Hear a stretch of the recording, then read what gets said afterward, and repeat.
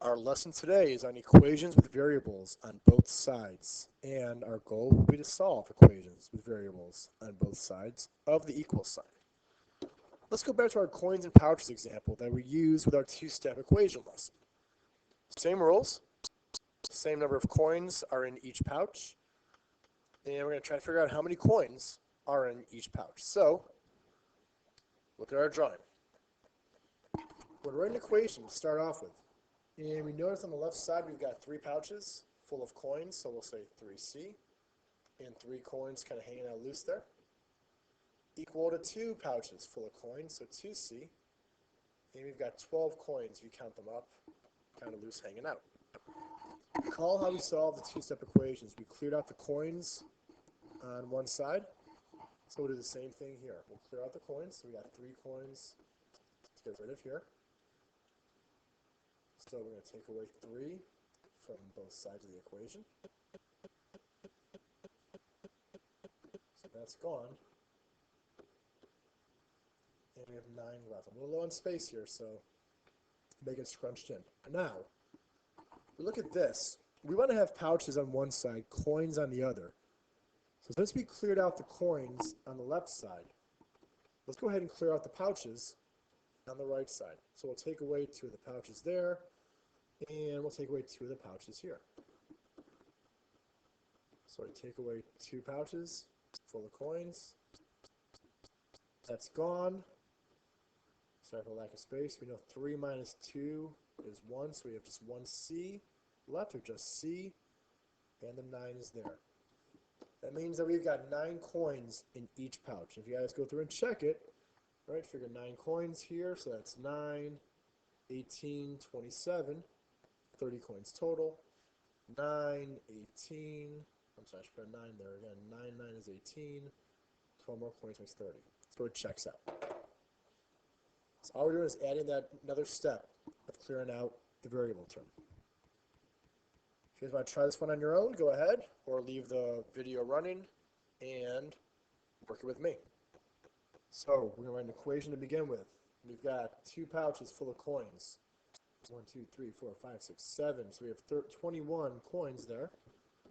On the right side, we have 5 pouches full of coins and just 3 coins loosely hanging out. Let's clear our coins from this side. Makes it easy when there's so few of them. That means we're subtracting 3 from both.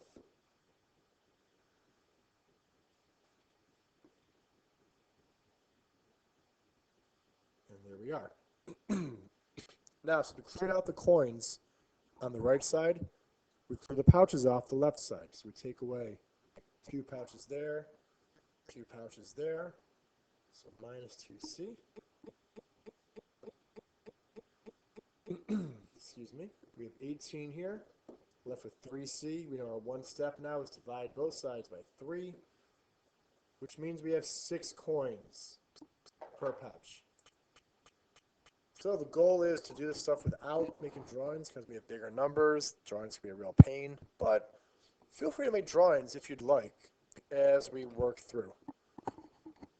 So 2 problems. If you want to pause the video now and try on your own, you can, or leave it running and go with me.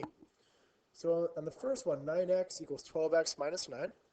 Well, we've got that constant minus 9 and nothing on the left side to match it, so that'll stay, we'll leave it alone. Clear off the variable term from that same side. So that's gone. Negative 9 is left. 9x minus 12x is negative 3x. And here we divide by the coefficient, which ended up giving us positive 3 for an answer. Really easy, guys, to go back and check this on your own. So we're saying x equals 3. Well, 9 times 3, right chug and plug here, is 27. 12 times 3 is 36. Minus 9. It checks out. Now on the right side, number 2, we have 4x plus 5 equals x plus 23. It doesn't matter what order you go in. It doesn't matter which side you clear out of which type of term. Try to make it as easy on yourself as possible. So I'm going to go ahead and take away this solo x first. Leave me with 3x plus 5 equals 23, because that went away. Since I have the x to the left side, work with the constants to the right side. Subtract 5, 3x equals 18, and then it's divide by 3. X equals 6. Again, you've got some freedom, some wiggle room, how you want to eliminate things and simplify, but if you do the math correctly, it'll all work out the same. Okay, geometry. Each side of this triangle has the same length. What is the perimeter of the triangle? Start with the equation. Always start that way. So we have 5x plus 9 is going to be equal to 7x plus 5. Now, work our process. I like putting the variable terms on the left side, just so I get that x equals as an answer. You guys can do it any way you want.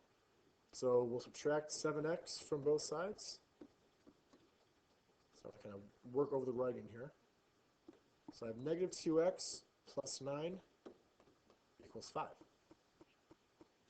Now the constant terms, get to the right side. So minus 9 here, minus 9 there. Negative 2x will equal negative 4. And finally, one-step equation, we solve it. We divide both sides by negative 2. And x equals 2. Easy to check. We go back to the triangle. 5 times 2 is 10, plus 9 is 19. 7 times 2 is 14, plus 5 also equals 19. Checks out. Okay. We're going to use the distributive property to solve this equation. So we start by doing that property that we learned last week. So 21x equals, remember to distribute 3 to 2x, so we get 6x. And then we distribute 3 to 30, which gives us 90. We're here.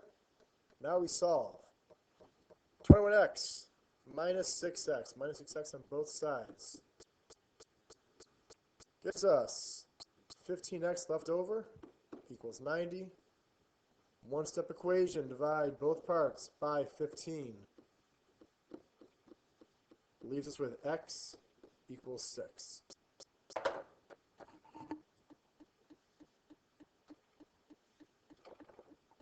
Okay, try these again on your own if you want, or roll through with me. Distributive property.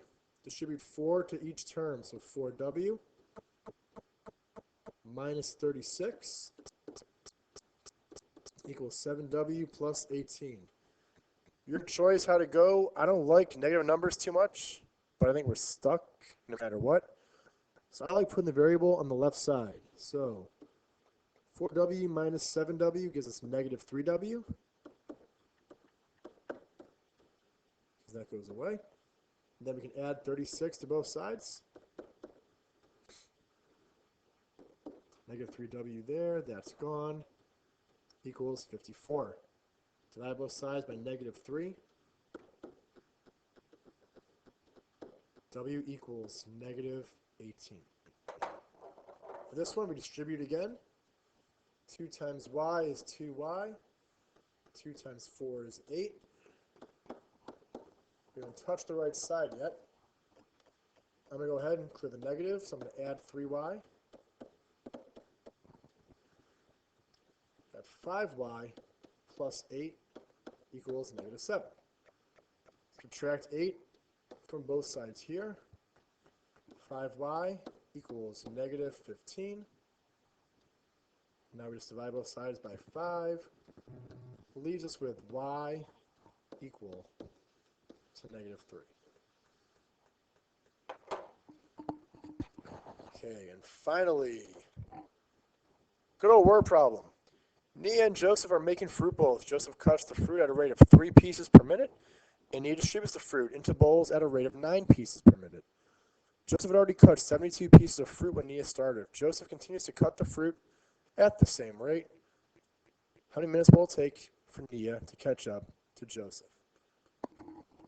So we know that Joseph cuts the fruit at a rate of 3 pieces per minute. we can see that. That's Joseph cutting it. Nia distributes the fruit into bowls at 9 pieces per minute.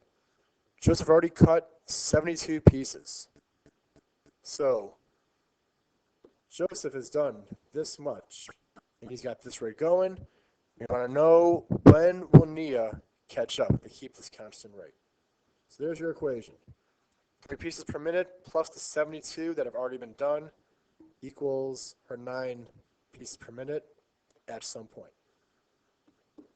Subtract 3m from both sides.